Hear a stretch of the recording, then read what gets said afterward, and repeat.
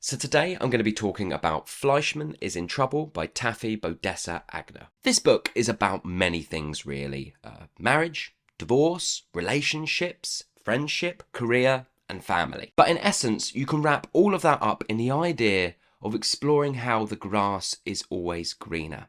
How we as human beings can sometimes never find contentment, and examining the idea of how can we be content with what we have. The protagonist of this story is Toby Fleishman. He is a short doctor, fairly successful in his early 40s, who has recently got divorced. This story, is narrated by Libby. Libby is Toby's friend who he met way back in college and he's recently reconnected with since his divorce. Libby is married with kids and she is using Toby's recent troubles as a way of examining and exploring her own marriage and in fact her own life in general. We then have Seth, who is the third prong in the Libby-Toby friendship where they all met at college. Now Seth is that typical kind of, he loves to party, he never really grew up, he spends all of his wealth on partying and having a good time. At the start of this novel, we very quickly get on Toby's side, as his ex-wife Rachel is presented as someone who is just purely career-driven, obsessed with her social status, seems very indifferent to her kids,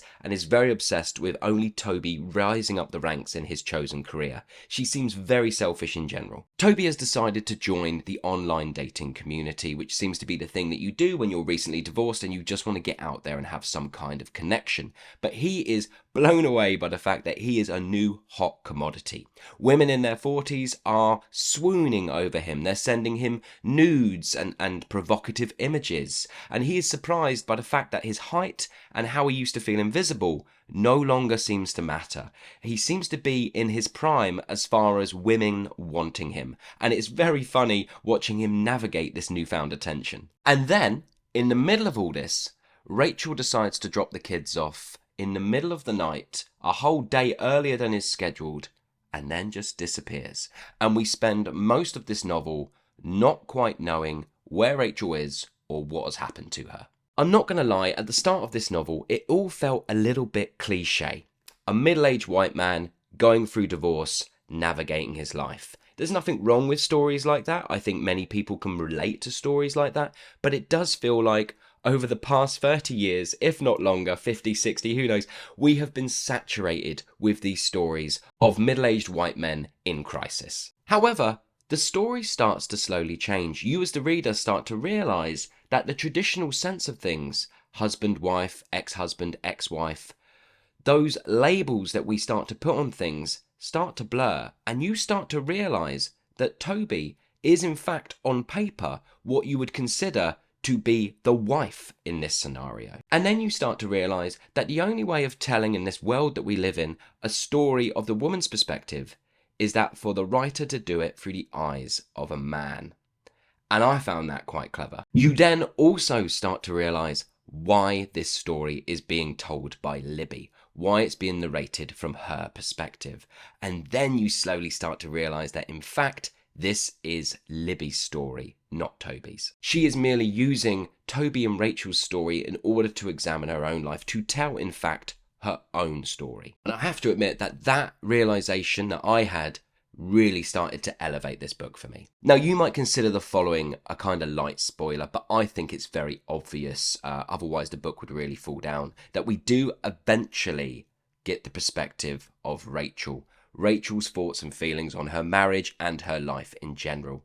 And it's an obvious choice, but it is a smart one, because it then adds a third perspective to this rich mix of ideas of relationships, marriage, parenting. It all sort of comes together and leaves you as the reader trying to piece together your own route through it, your thoughts and feelings, and what sort of decisions you would make in these moments. And I just thought that was really smart. This book also examines modern parenting. We get to know Toby and Rachel's kids, and we get to look at the idea of how social media and modern parenting in general is quite tricky, especially when navigating a divorce. The prose is clean and very, very funny. Many times throughout this novel was I laughing out loud at the kind of observations on what it is to exist in the modern world, dating, relationships in general. I thought it was all very, very smart and very well written. I did not expect much from this book when I first started it, but actually, it surprised me. It became something very different from what I thought it was going to be. I only really have one negative, and that's with the character Seth. Now, Seth is given time, we get backstory, we get connection, we understand his motivations. He does have a narrative arc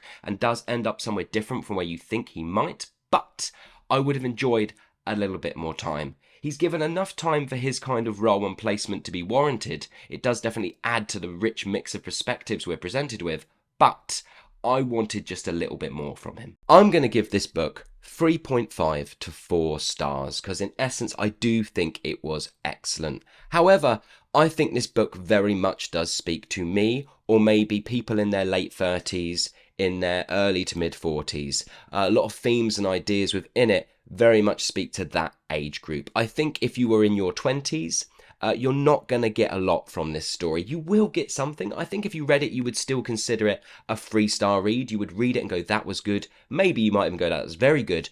But I think if you are of that age range, if you have had those life experiences, tackling this book and understanding the different perspectives and the different sides of those perspectives was really interesting to me and sort of spoke to me at the age I am now, which is why I fell more into thinking this book was excellent and a kind of 4-star rating. And there you go. That was Fleishman is in Trouble. Have you read this book? What did you think of it? Did you love it? Did you hate it? Please let me know in the comments below. And as always, if you've enjoyed this review in any way, please hit the old thumbs up. It helps me out. And subscribe maybe if you haven't. It's totally up to you.